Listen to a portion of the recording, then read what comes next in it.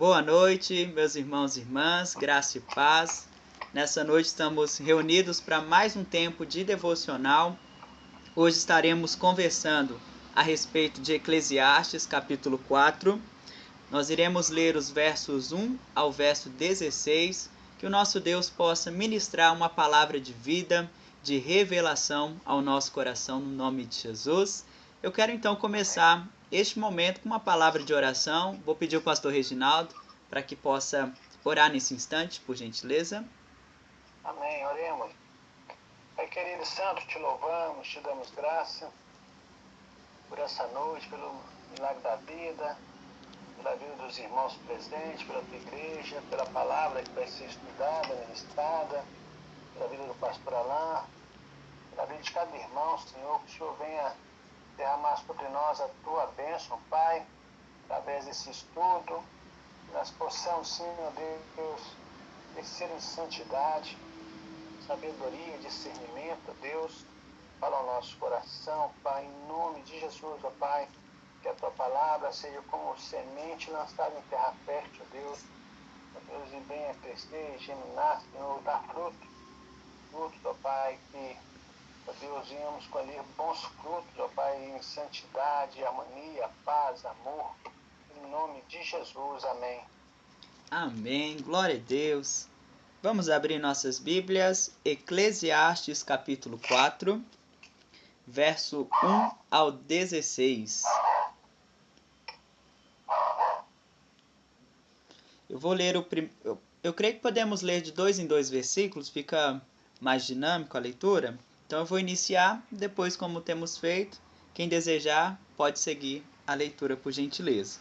A palavra do Senhor nos diz: Vi ainda todas as opressões que se fazem debaixo do sol.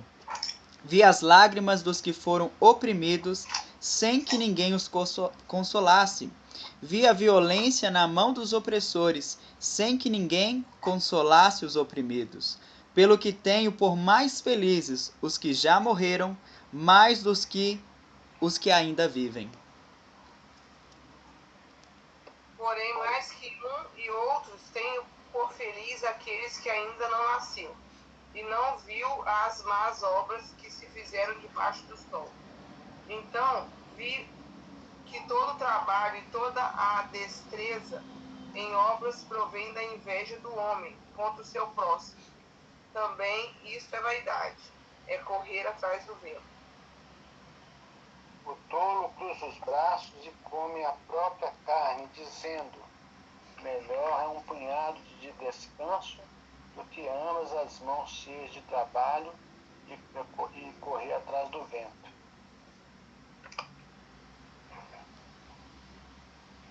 Então considerei outra vaidade debaixo do sol, isto é, o homem sem ninguém não tem filho nem irmã, contudo não cessa de trabalhar, e seus olhos não se fartam de riquezas, e não diz: para quem trabalho eu, se nego à minha alma os bens da vida? Também isto é vaidade e enfadonho trabalho. Melhor é serem dois do que um, porque tem melhor paga do seu trabalho.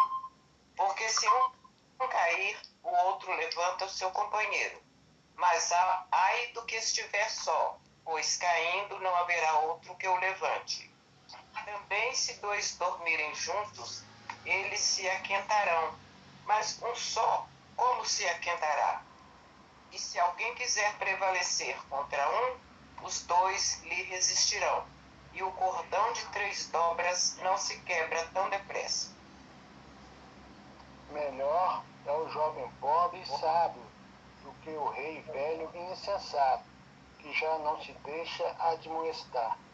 Ainda que aquele saia do cárcere para reinar, ou nasça pobre no reino deste.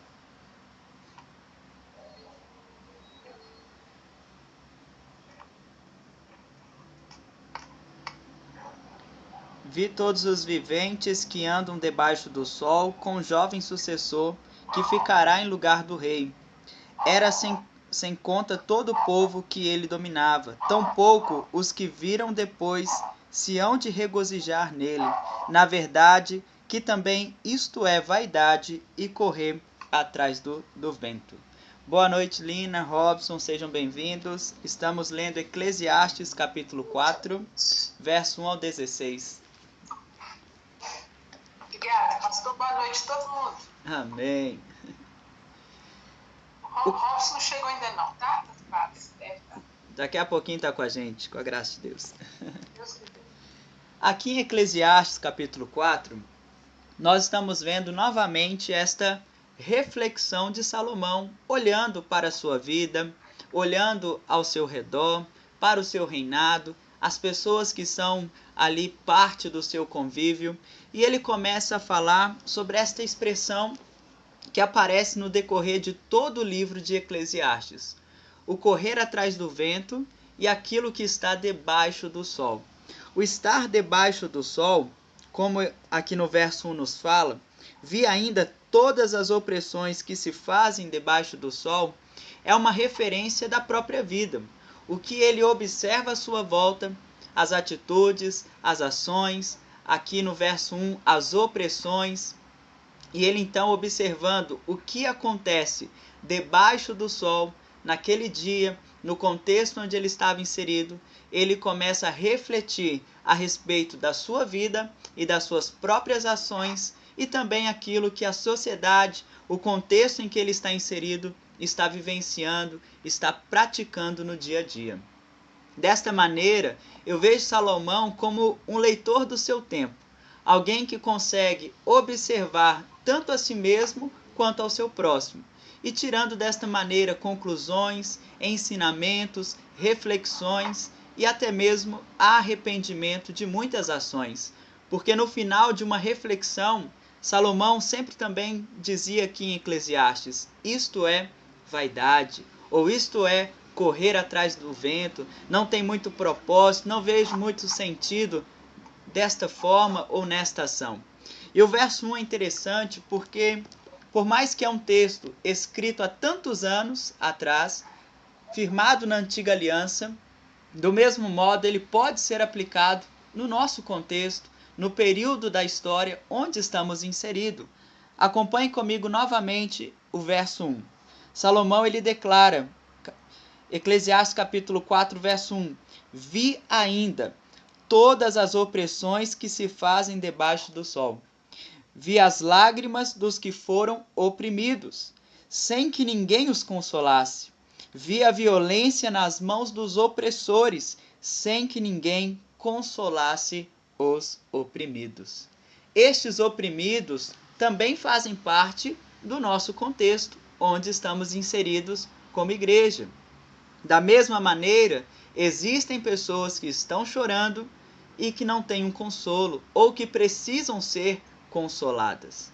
Se nós olharmos em outras passagens bíblicas, eu gostaria de trazer um exemplo de Abacuque. Vamos abrir? Abacuque capítulo 1, verso 1 e 4. Do mesmo modo, o profeta Abacuque, como Salomão, aqui em Eclesiastes 4, ele irá dizer: eu vi a iniquidade, eu vi a violência, e ele ainda diz: Senhor, até quando?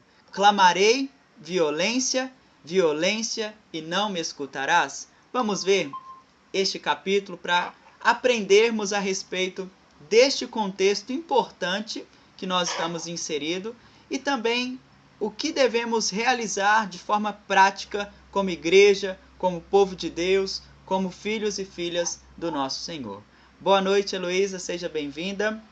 Estamos lendo Eclesiastes capítulo 4 e nesse momento iremos ler Abacuque capítulo 1, verso 1 a 4. Quem encontrou, por gentileza, pode fazer a leitura. O peso que viu o profeta Abacuque. Até quando, Senhor, clamarei eu e tu não me escutarás? Gritarei violência e não salvarás? Por que razão me fazes ver a iniquidade e ver a vexação? Por que a destruição e a violência estão diante de mim?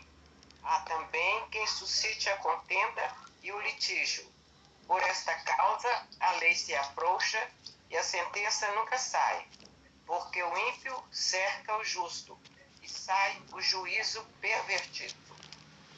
Abacuque também está dizendo que ele está vendo, contemplando a violência, está vendo a justiça sendo torcida, os pecadores, ou mesmo os opressores, melhor dizendo, oprimindo os justos. Ele está falando a respeito deste cerco, deste momento difícil que ele está vivenciando como profeta, como povo de Deus. E Abacuque, ele assume uma postura importante. Se nós olharmos na história dos profetas, do profetismo bíblico, um profeta é aquele que recebe a mensagem de Deus e transmite ao povo. Mas Abacuque, ele faz um movimento diferente. Ele, na realidade, é um intercessor. Por isso, o verso 1 de Abacuque irá dizer sentença revelada ao profeta, ou o peso revelado ao profeta. Então, ele olha para o seu tempo, para o pecado, para a opressão, para a iniquidade, para as injustiças, para aquele que está chorando e não é consolado, para aquele que está sofrendo, angustiado. E ele então começa a dizer: Senhor, até quando clamarei? Até quando buscarei o Senhor? Porque ele está nesta postura de intercessor. E este é o primeiro exemplo que eu gostaria de destacar nessa devocional para a nossa vida. Como igreja, nós somos leitores do nosso tempo.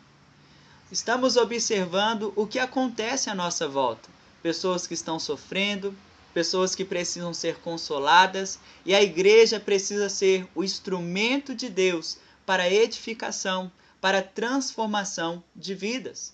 Nós não podemos, como naquela palavra de Jesus, do bom samaritano, que antes do bom samaritano se mover de compaixão por aquele homem que estava caído naquela beira da estrada, primeiro passou ali o sacerdote, depois passou o levita, e todos olharam a pessoa que estava caída no chão e deixaram e foram embora.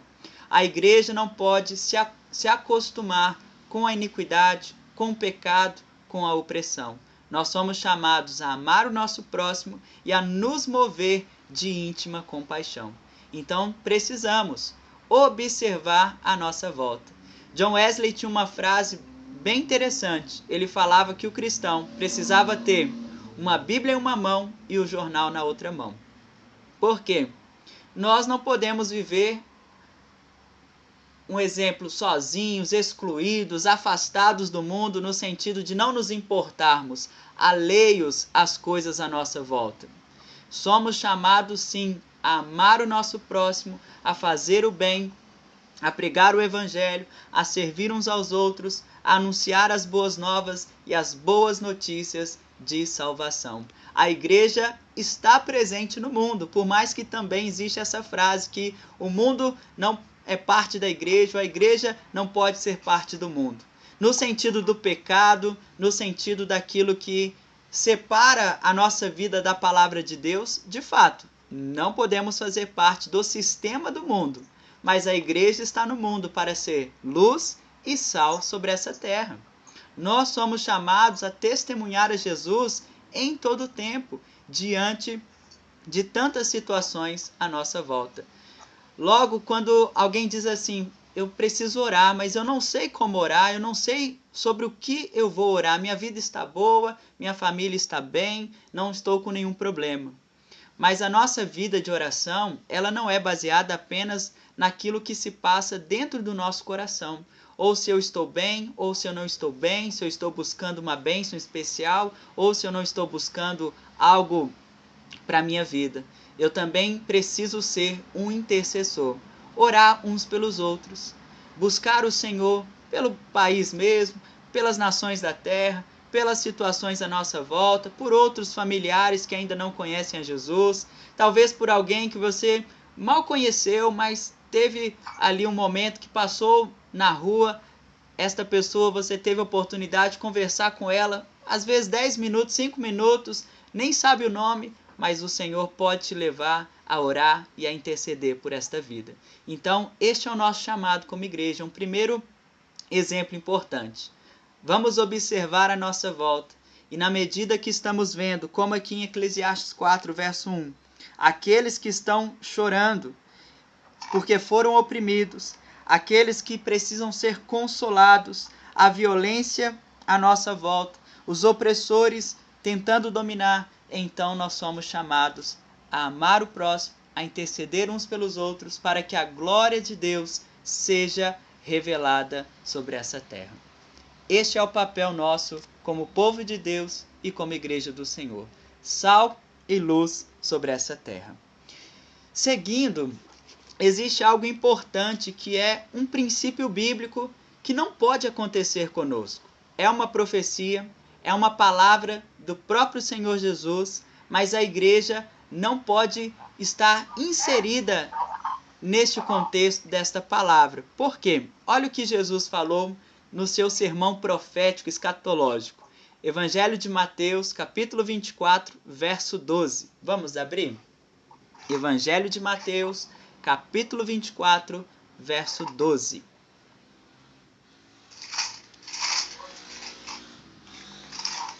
Quem puder fazer a leitura, por gentileza, fique à vontade.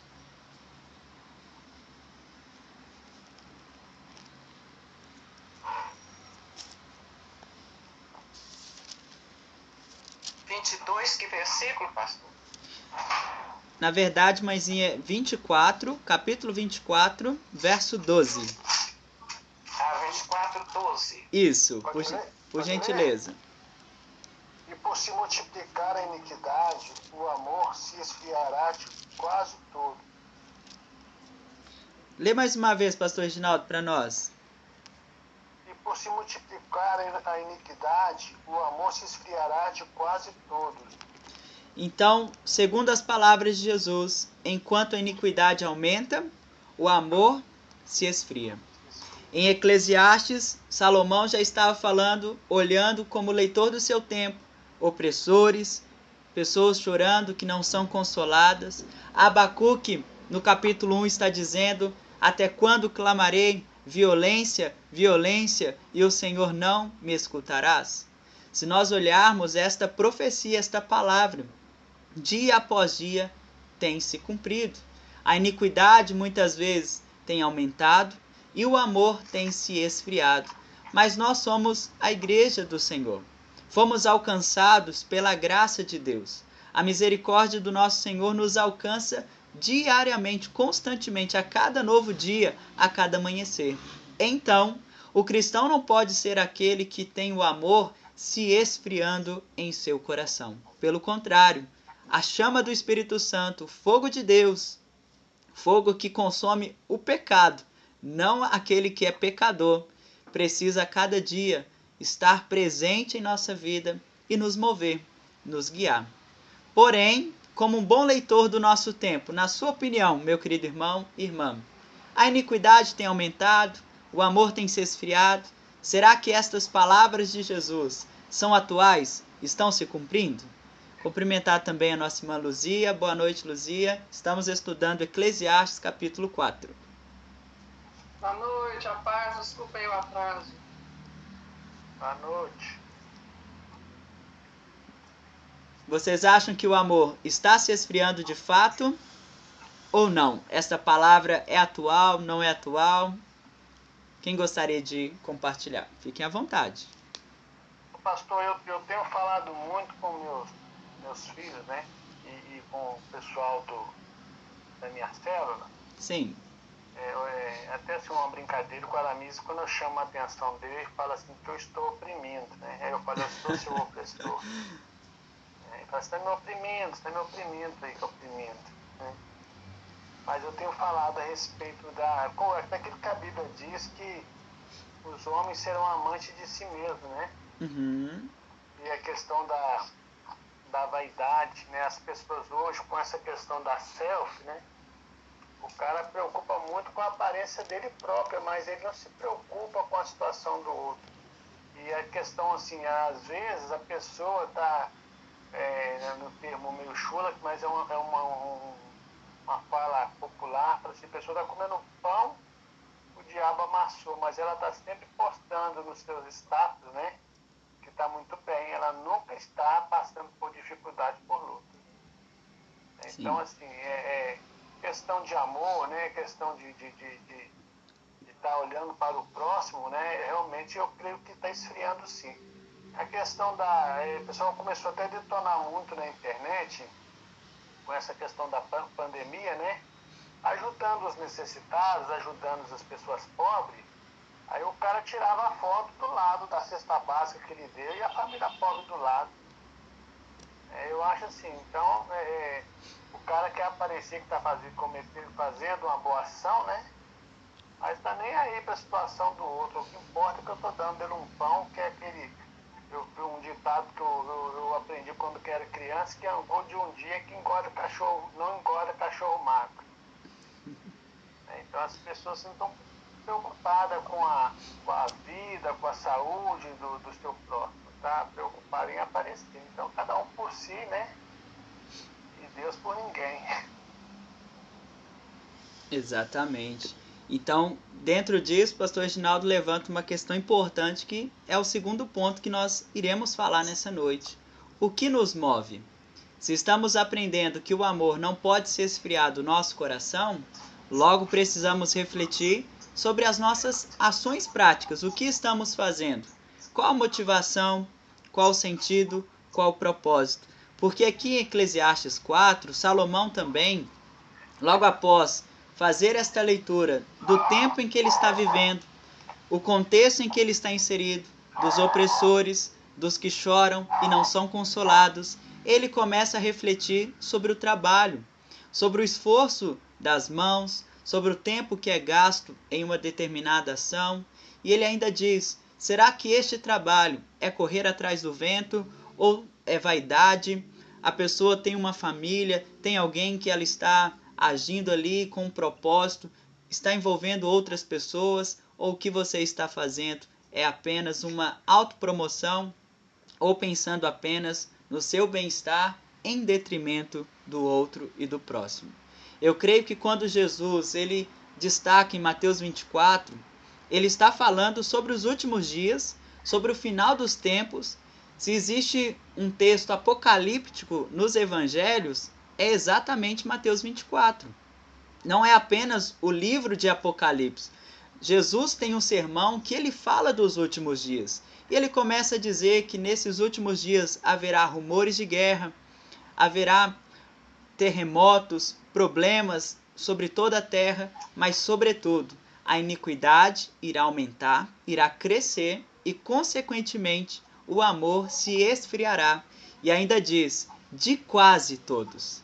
E graças a Deus pelo quase todos, porque neste quase todos, ainda que sejam poucos em detrimento de toda a humanidade, se nós olharmos nesse sentido, existem aqueles que irão perseverar, que irão permanecer, que não deixarão de servir ao Senhor, que não perderá este referencial do favor e da graça de Deus. Então é um chamado constante para a nossa vida, de exercitar este amor, não apenas em palavras, como foi pregado também no último domingo, mas um amor provado em ações práticas de um viver segundo a graça de Deus, pensando não apenas no eu, mas no outro, no próximo.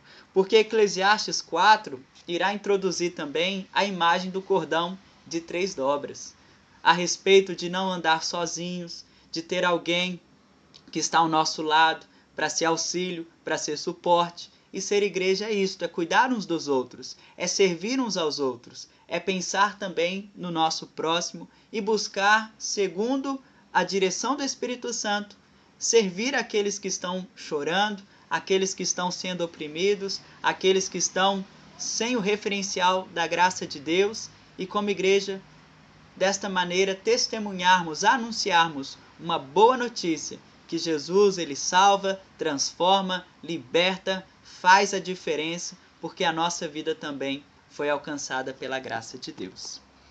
O verso 2, aqui em Eclesiastes 4, Salomão irá dizer: pelo que tenho, por mais felizes os que já morreram, mais dos que ainda vivem, ou dos que ainda vivem. Verso 3, porém mais que uns e outros, tenho por feliz aquele que ainda não nasceu e não viu as más obras que se fazem debaixo do sol. O que Salomão está tentando dizer com esta reflexão?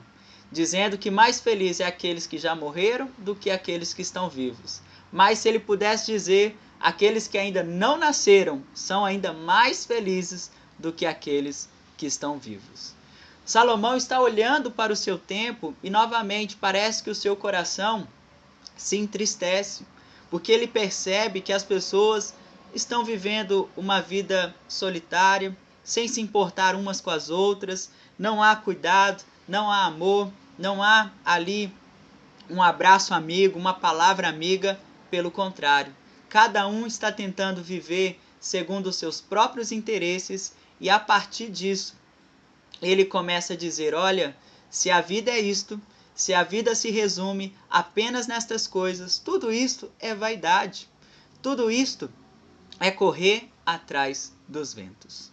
E se nós olharmos a continuidade dos versos, logo após esta reflexão, o verso 4, a palavra nos diz, então vi. Novamente ele está dizendo que está observando, realizando uma leitura do seu tempo. Então vi que todo o trabalho e toda destreza em obras provém da inveja do homem contra o seu próximo.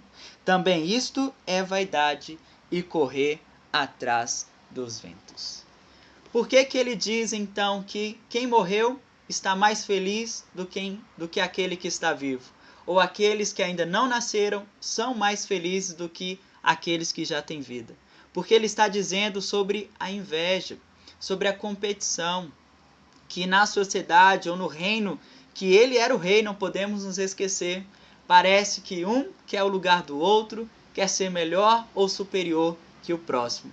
O outro se torna inimigo, e não mais um amigo, e não mais um companheiro, e não mais alguém que precisa ser ali cuidado, servido e abençoado. A inveja leva a uma grande competição e leva até mesmo à destruição, à corrupção do coração humano. Nesse sentido, novamente, como igreja, não podemos seguir estes passos. A pergunta que foi feita, o que nos move? A inveja ou outras motivações ou o amor de Deus? Se for a inveja que me move, provavelmente eu vou agir com o meu próximo de maneira competitiva. Jamais conseguirei me tornar servo. Eu vou desejar ser servido. Sempre vou querer o melhor para mim. Para o outro não importa tanto, a vida do outro não é tão importante. É isto que a inveja faz. Mas se nós amarmos uns aos outros, então nós vamos seguir este princípio bíblico. Porque muitas vezes, já até conversamos aqui em outras devocionais, que nós sempre nos lembramos de João 3,16. Deus amou o mundo de tal maneira que deu seu Filho. Ou seja, Deus entregou a Jesus em meu lugar, em seu lugar ou em nosso favor. Mas existe também na palavra de Deus, 1 João, capítulo 3, verso 16. Já tiveram a curiosidade de fazer uma leitura? Lá muda um pouco a linguagem bíblica ou princípio bíblico, também falando do amor. Vamos ver o que 1 João, capítulo 3, verso 16, nos ensina? Quem puder fazer a leitura, por gentileza. Primeira carta de João, capítulo 3, lá no finalzinho da Bíblia, o versículo 16 da palavra de Deus. Nisto conhecemos o amor que Cristo deu a sua vida por nós. Nisto conhecemos o amor que Cristo deu a sua vida por nós. E devemos dar nossa vida pelos irmãos. Amém. Então, 1 João estabelece que conhecemos o amor a partir da oferta e entrega de Jesus na cruz do Calvário, e a partir desta graça que nos alcançou, nós somos chamados a seguir estes mesmos passos, ou este exemplo de Cristo em nossas vidas, dando a vida em favor dos nossos irmãos. Então não é apenas receber de Deus, é receber a graça e de graça dar, ou de graça compartilhar. Então o amor de Deus me alcança, e por causa deste grande amor que me alcançou, eu preciso amar o meu próximo. Eu preciso fazer o bem, servir aqueles que estão à nossa volta. Logo, o que nos move? Qual a ação que estamos praticando? Qual a motivação por trás dela? Como o pastor Reginaldo destacou sobre a selfie, Será que lá dar a cesta básica e bater a selfie realmente é um cuidado para saciar a fome de uma família que está necessitada? Ou será para ganhar mais likes na internet, assim que fala, né? Mais curtidas na internet, ganhar mais destaque por causa de uma boa ação? Então não é apenas o que fazemos, é o porquê fazemos. O que nos move de fato? Qual tem sido a nossa ação prática de amar uns aos outros? Se somos leitores do nosso tempo, se aprendemos a observar a nossa volta, tem uma frase que diz assim, que um sábio aprende com os erros dos outros. E também com seus próprios erros, podemos até atualizar esta frase. Mas nesse sentido, nós observamos, se estamos vendo a iniquidade aumentando, crescendo, o mundo no pecado, a igreja precisa caminhar em santidade para marcar uma diferença, para viver uma vida de santidade e principalmente para que revele a Cristo Jesus.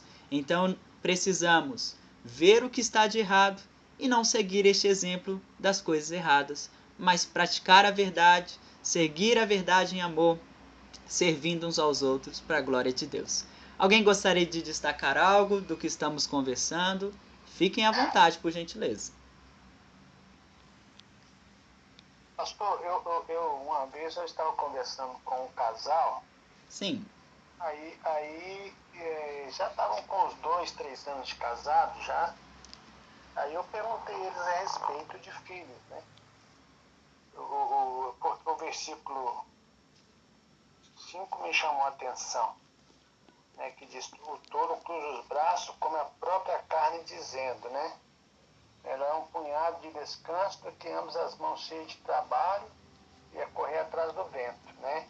Sim. Aquela questão de que você falou a respeito de aqueles que não nasceram ou aqueles que já morreram também, né? Qual que seria talvez o bem-aventurado nessa questão, né? Porque não vi a iniquidade. Aí esse casal, eu perguntei eles a respeito de filhos, eles me falaram assim, você é louco. Mas por quê? No mundo cruel desse, eu vou ter coragem de colocar o meu filho num mundo cruel, na situação que está aí, falou assim, é só iniquidade, e a tendência é só aumentar a iniquidade. Vai chegar tempo que nem comida vai ter, então gente comendo gente. Eu falei, mas vocês não pensam em ter filho? Ele falou, não. Eu falei assim, mas e aí como é que fica? Ele falou, não, a gente casou para nós nos amarmos, né? E a gente não quer ter filho, que venha trazer preocupação com o futuro. Eu fiquei pensando no legado, né? O porquê do casamento, então, casar para questão de ter relação, prazer, sei lá, amar entre os dois é muito egoísmo, né? Estou pensando comigo. Mas assim, mediante a tudo que a gente tem presenciado, visto, né? Realmente dá medo colocar filho no mundo. Ela fala assim, porque eu não quero que meu filho sofra esse mundo tão cruel.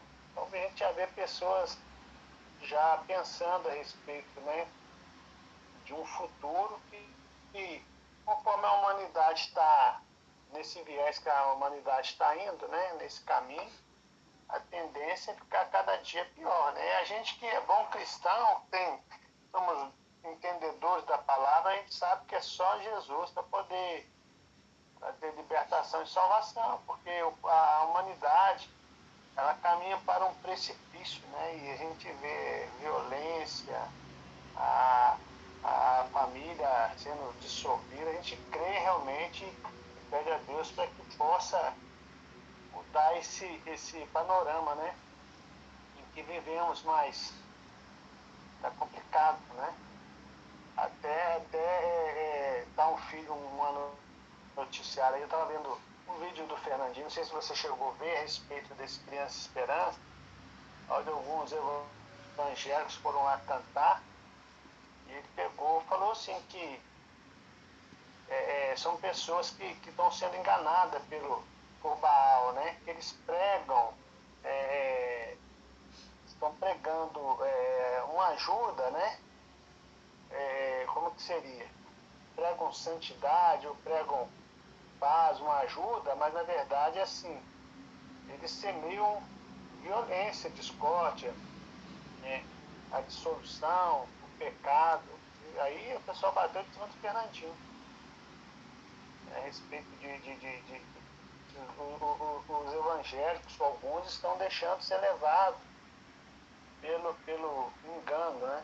Porque nem todo aquele que diz Senhor, Senhor entrará no reino dos céus. E a gente sabe que realmente esse pessoal do diabo, eles vêm sempre com o versículo bíblico na frente para poder tentar atrair, né? E as pessoas têm caminhado em direção às vezes. Eu não sei se fugiu muito do propósito, mas eu estou entendendo assim que a questão da violência em si, né? A questão da discórdia, perdendo o foco com relação à salvação, a Deus, Sim. a paz mundial, né? Então, a mãezinha estava vendo aí, comentando antes dela entrar, falando a respeito aí, alguém chamou o Bolsonaro de quê, mãezinha? Canário? Ok, pois é. Então a gente está vendo, está fechado, mãezinha, seu áudio. Bolsonaro chamou o Alexandre de canário. Pois é, então a gente está vendo, é isso aí, infelizmente, né? Sim. É briga, divisões, muitas situações que chamam a igreja, a primeira coisa, estar numa posição de intercessão sempre e de forma prática, sendo diferença, testemunhando, anunciando as boas novas, porque se nós olharmos como aqui em Eclesiastes, em Abacuque, em Mateus 24 e agora em nosso tempo, novamente as palavras de Jesus, o amor se esfriará de quase todos. Então, nosso papel é manter acesa essa chama em todo o tempo. Mas dentro do que o pastor Reginaldo também estava falando sobre o verso 5, eu até trouxe aqui uma outra versão, que é a versão de King James, revista atualizada. Eu vou ler aqui nesta versão o verso 5 e o verso 6. Nesta versão a palavra diz assim: o insensato cruza os braços e se deixa consumir a si mesmo. Muito mais vale conquistar um punhado com paz e tranquilidade do que dois punhados em desatino correndo atrás do vento. Então aqui na King James, no verso 6, fala sobre esse pouco, mas com paz e tranquilidade, do que simplesmente buscar aquilo que é grandioso, a grande quantidade, porque no final do trabalho é correr atrás do vento. Mas a expressão, nesta versão, quando falo consumir a si mesmo, é como aqui no verso 5, na revista atualizada, que é a versão que nós temos em mãos também. O 5 diz: o tolo cruza os braços e come a própria carne. Então, comer a própria carne é consumir a si mesmo. Como podemos consumir a nós mesmos? É uma espécie de autodestruição. Se tem algo que pode destruir a nossa vida, eu creio que é a falta de temor a Deus. Se não temos fé, se não temos o temor do Senhor, logo não sabemos medir as nossas ações e até mesmo as consequências dos nossos atos. Ou podemos ser consumidos pela própria inveja, pelo tempo em que estamos vivendo, por uma nova moda que surge, por algo que aparece e diz, não, tem que fazer isso para você ser aceito, para você se destacar, para você ser o melhor, para ganhar mais seguidores ou para ser uma pessoa mais destacada na sociedade. Então esta inveja, estas obras da carne, como a palavra de Deus também nos fala nas Escrituras, começam a nos consumir a nós mesmos, podem gerar uma destruição da nossa vida. É a falta de temor a Deus. Dentro das palavras novamente do pastor Reginaldo, o aumento da própria violência, essas brigas, essas confusões que muitas vezes acontecem, eu creio que é a falta do temor de Deus, é a falta do conhecer a palavra, é a falta de uma vida na presença do Senhor.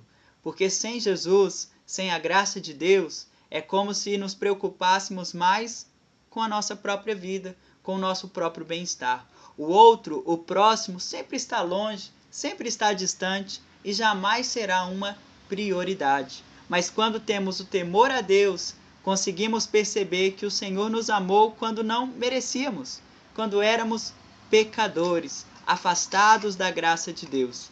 E se fomos alcançados neste momento da nossa história, quando não merecíamos a graça de Deus, então também somos chamados a amar não apenas quem nos ama, mas até mesmo aqueles que para muitos não merece, não é digno, deveria ser excluído, deveria ser deixado de lado. Nós somos chamados a amar uns aos outros para a glória de Deus. E lembrando dessas palavras do verso 6, melhor é um punhado com descanso, com paz, com tranquilidade. Não é o muito, não é o acúmulo das coisas que nos fazem bem-sucedidos ou mesmo abençoados. Para o nosso tempo, o contexto em que vivemos, quanto mais temos, mais a nossa vida parece que vale, mais parece que estamos sendo honrados e abençoados. Mas aqui na palavra nós aprendemos que o melhor é a paz de Deus, é a graça do Senhor, é uma vida na presença do nosso Deus. Por isso, o verso 7, Salomão irá dizer: então, considerei outra vaidade debaixo do sol. Verso 8, isto é, um homem sem ninguém, não tem filho nem irmã, contudo não cessa de trabalhar, e seus olhos não se fartam de riquezas, e não diz: para quem trabalho eu, se nego às minhas almas os bens da vida? Eu gostaria de ler mais um texto da palavra de Deus, que é Colossenses, vamos abrir? Capítulo 3, verso 23.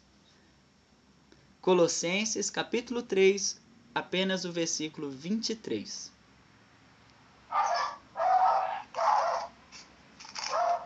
Versículo 23? Isso.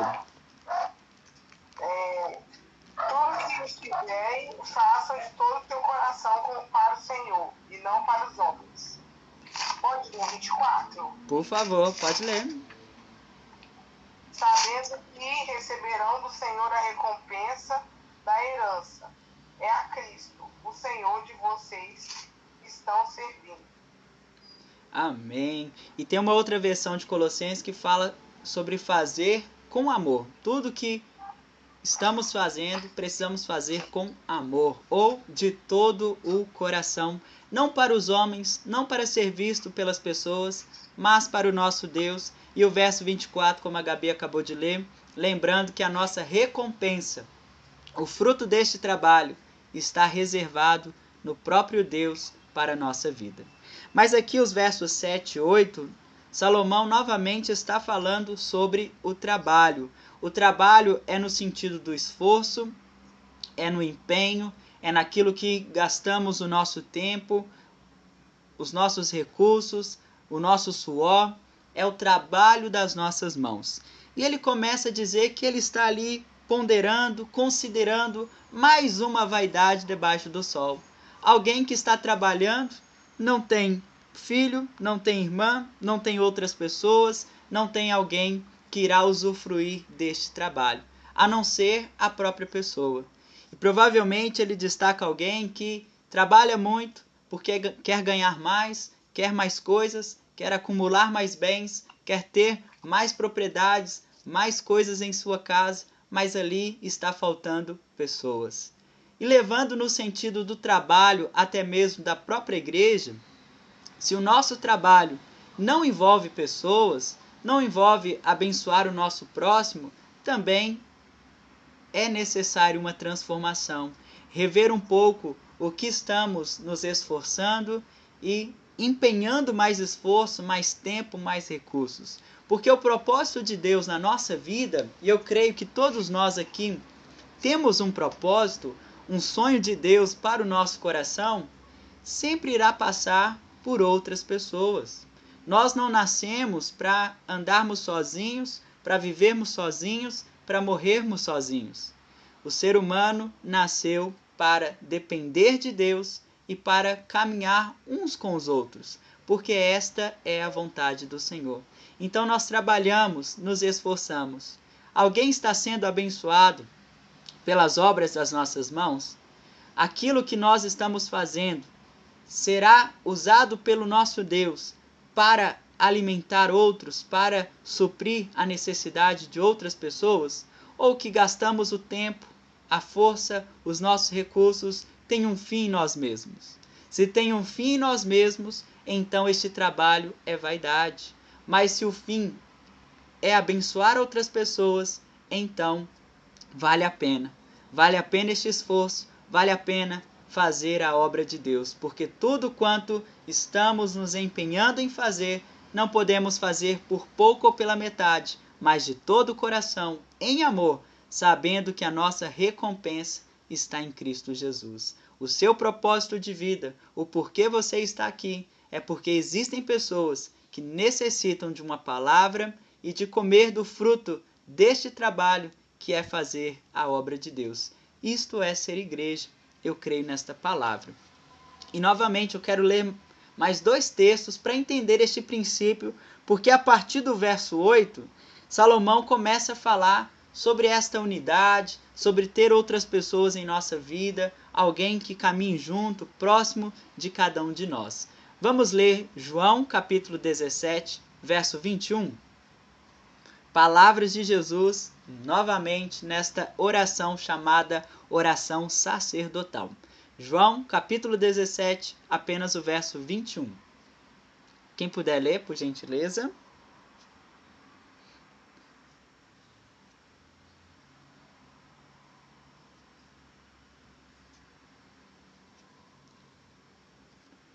Evangelho de João, capítulo 17, verso 21. A fim de que todos sejam um, como és tu, ó Pai, em mim, e eu em ti, também sejam eles em nós, para que o mundo creia que tu me enviaste. Amém. E agora aqui em Eclesiastes, capítulo 4, verso 9, guardando as palavras de João 17. Melhor é serem 2 do que 1, porque tem melhor paga do seu trabalho. Este é um princípio bíblico para a nossa vida. Qual a importância da igreja?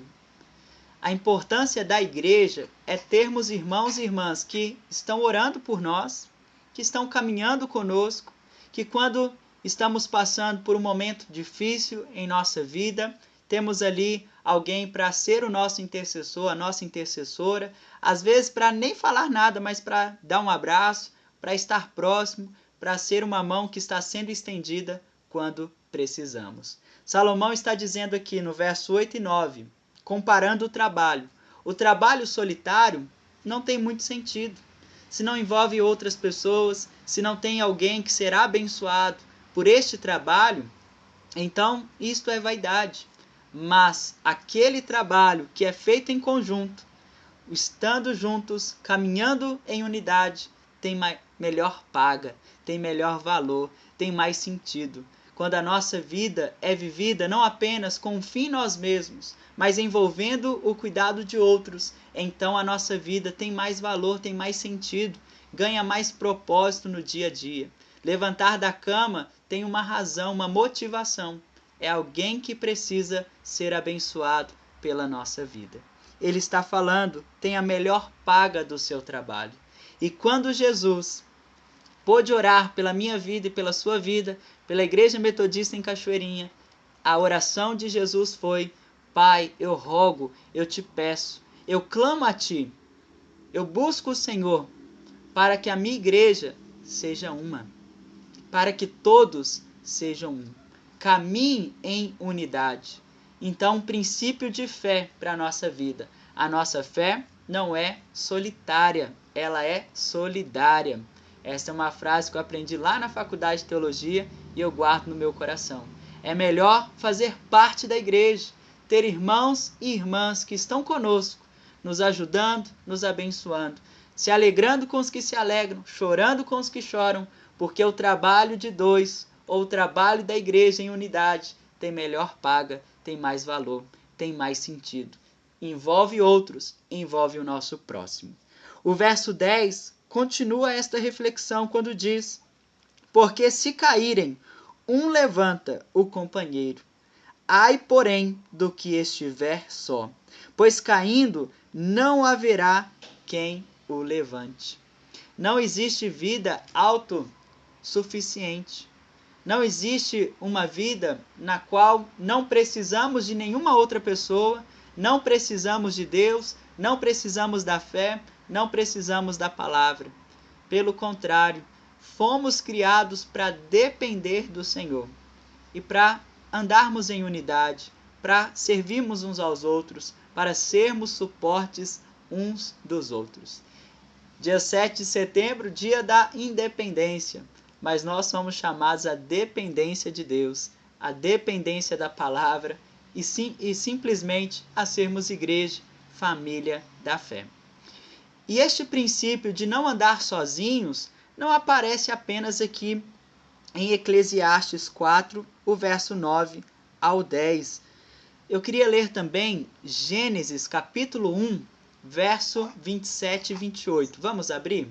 Gênesis capítulo 1, versos 27 ao 28 da palavra de Deus.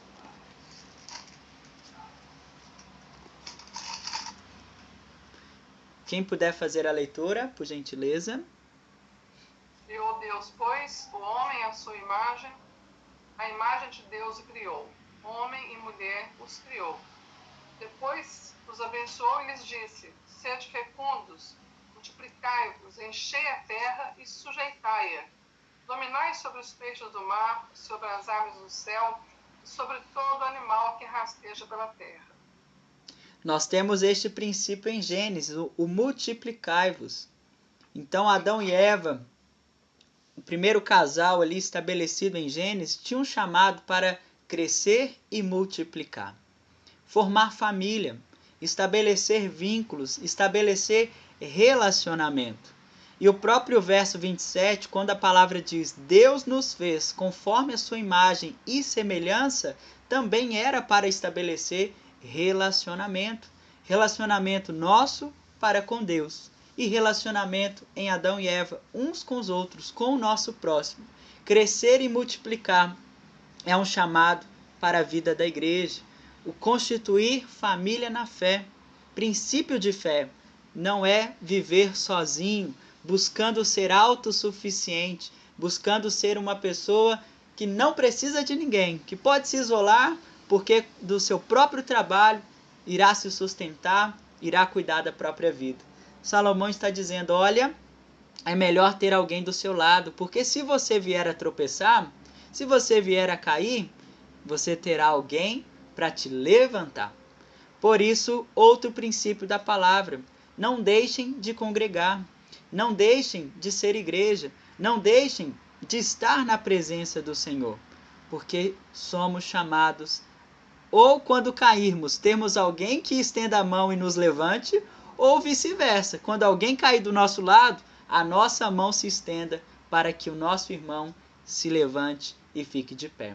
Assim nos fortalecemos. Desta forma, o amor ele irá crescer, aumentar e multiplicar também sobre o nosso coração. O verso 11, também se dois dormirem juntos, eles se aquentarão, mas um só, como se aquentará? Se aqui foi falado sobre a inveja, sobre pessoas que se destroem, a competição, o trabalho que tem um fim em si mesmo e não envolve outras pessoas. Nas palavras de Jesus em Mateus 24, o amor se esfriará de quase todos. Aqui traz esta imagem de duas pessoas que estão deitadas em uma cama e no frio uma consegue esquentar a outra. Neste sentido, agora trazendo de forma prática a respeito do amor, como igreja podemos continuar aquecendo o fogo do Espírito Santo sobre o nosso coração.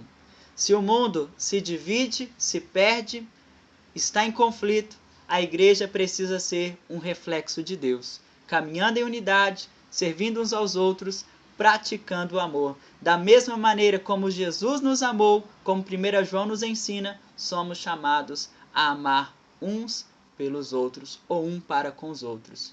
Como leitores do nosso tempo, sem entrar muito nessa questão de debate político, porque sempre é um pouco difícil, né? Principalmente nesse tempo que nós estamos vivendo. Mas o nosso país hoje é uma realidade. As pessoas estão divididas. É um brigando com o outro, é um querendo impor uma opinião sobre o outro. Então é mais uma questão de confusão mesmo, de conflitos, de situações, de famílias que se dividem por ideologias, por pensamentos diferentes. E eu creio que, principalmente neste momento, o principal que eu quero para a minha vida, para a nossa vida como igreja, é que sejamos um. Aquilo que nos une precisa ser muito maior, que é a palavra de Deus, que é a graça do Senhor.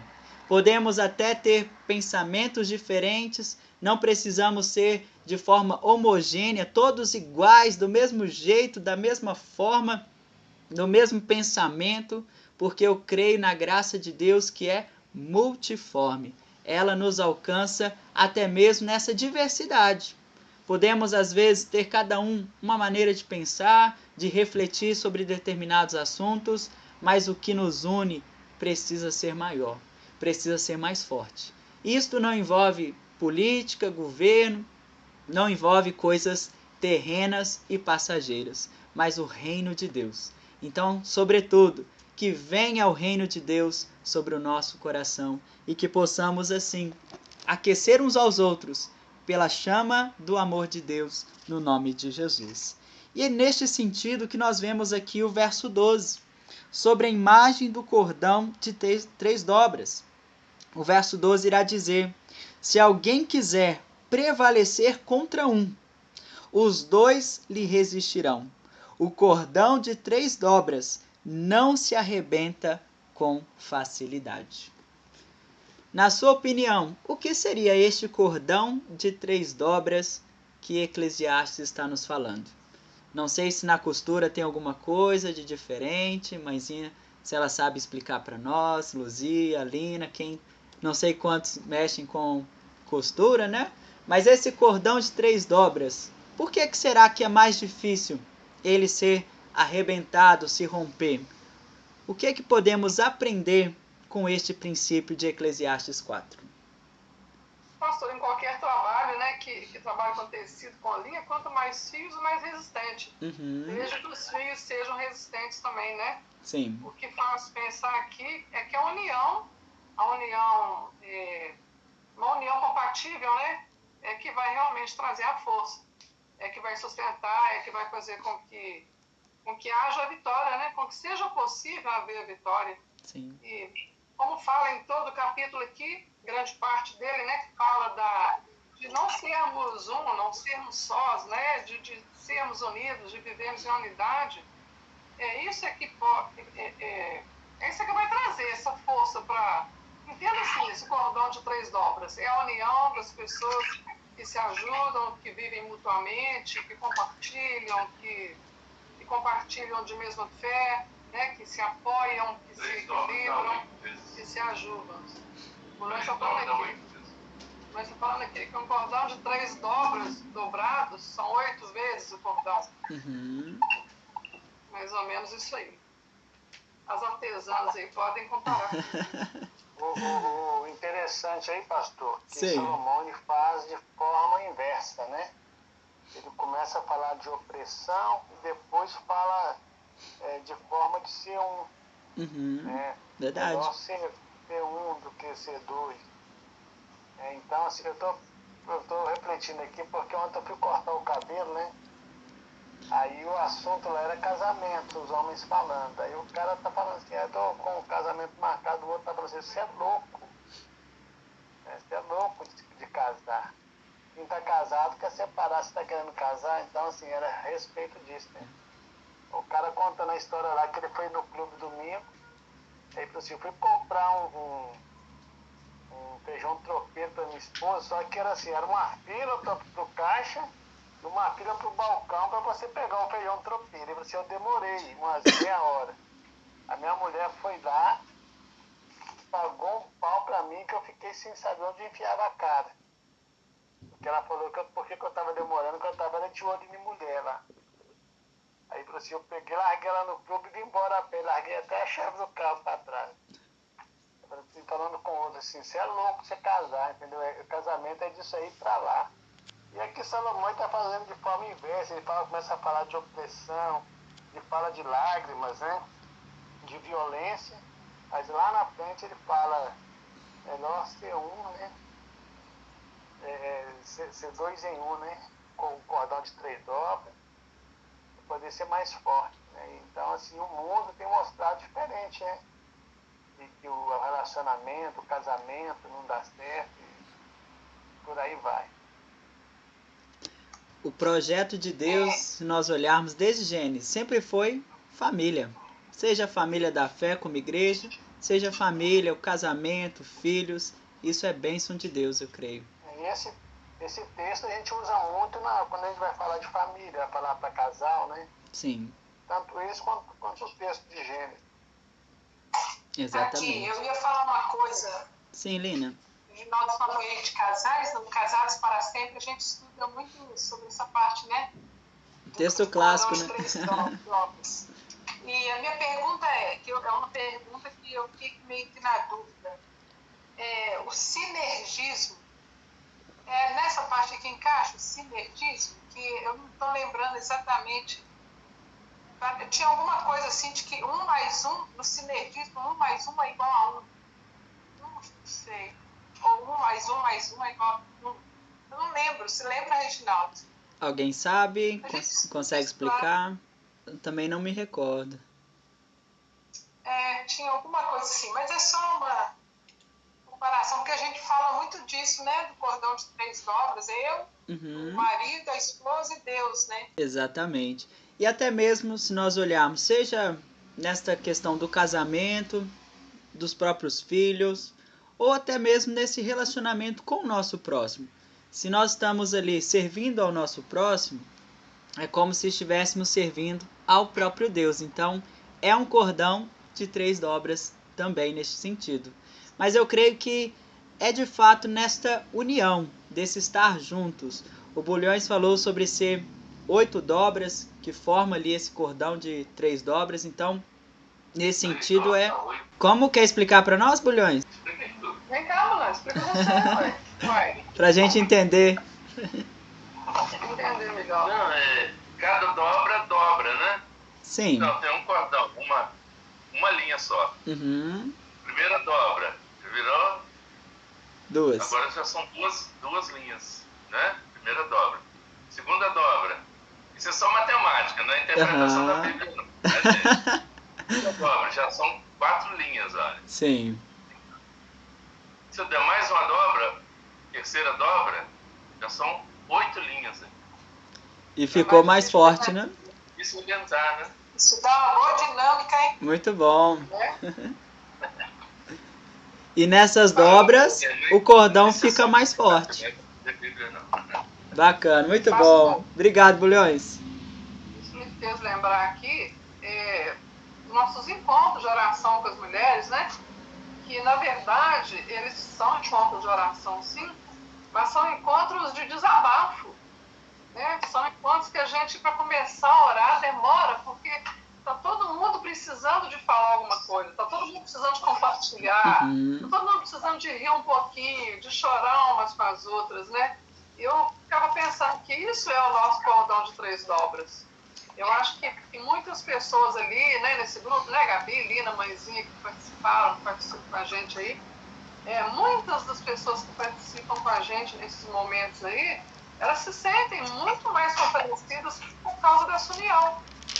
Sim. Por causa desse momento, né? Então, o texto que fala, o versículo fala, né, como o pastor Reginaldo falou, a gente usa muito para casamento, para encontro de casais, mas ele vai para tudo realmente, né? E principalmente para a comunhão dos irmãos na igreja. Né? Sim. Amém. Sim, mais do que falar também, as pessoas querem ser ouvidas, né? E é um momento que elas são ouvidas. Exatamente. Lina, a questão do sinergismo fala que o homem é corresponsável pela sua salvação ou pela sua condenação. Ele tem participação na sua salvação pensa a responsabilidade ou pela sua condenação. Também assim, ó, na teologia cristã, a teoria de que o homem tem algum grau de participação na recepção da salvação, ou seja, é responsável pela sua crença ou descrença, através do uso do seu próprio livre-arbítrio. O Bernardo até olhou para mim também, mas eu tinha uma impressão que era uma outra coisa. Então é uma outra palavra que eu aprendi. Eu vou lembrar, quando eu lembrar, eu vou falar, porque é muito legal o entendimento dela.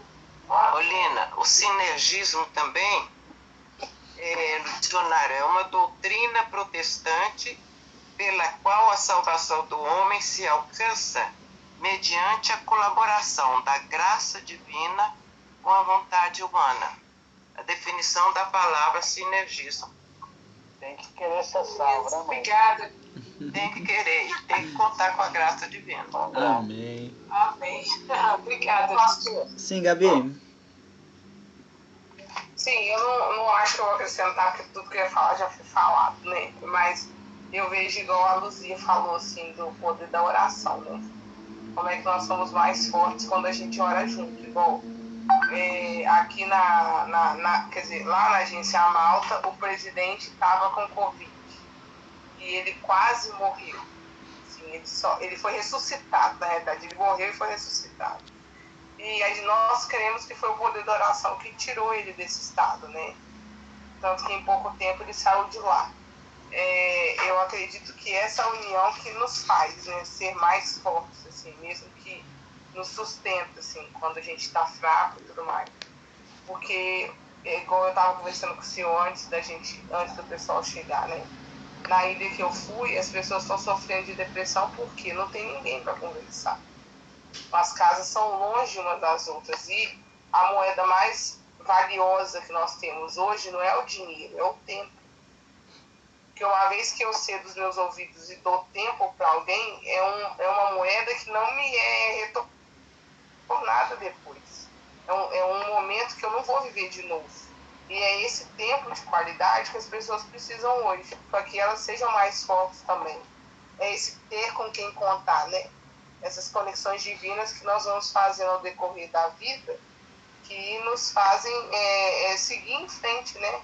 E saber que mesmo que todas as coisas deem errado, igual o caso de Dorcas, por exemplo, né? Lá fala que ela era conhecida pelos seus atos de piedade. Mas depois que ela morreu, as obras dela que contaram a favor dela.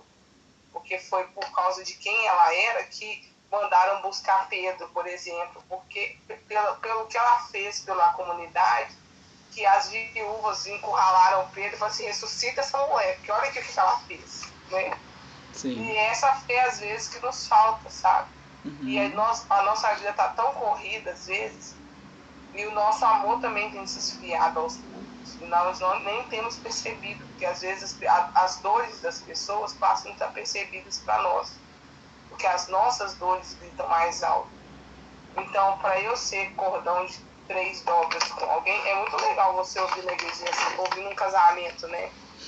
Porque a terceira dobra é Cristo, mas a dobra, a vértice de tudo é Cristo, ele que é o centro de tudo. Mas será que a gente coloca ele como centro mesmo? As coisas? Será que ele é esse cordão que fortifica a nossa vida, essa corda mais forte? Será que a nossa fé é devidamente alimentada? Então são vários questionamentos assim, para a gente fazer, sabe? E saber que Deus está no controle de tudo. O pastor falou o negócio do casamento, eu lembrei da história do casal, dos missionários que eu conheci esse final de semana, lá de Campinas. O rapaz é de São Paulo e a moça do Piauí. E eles se conheceram pela internet e tal.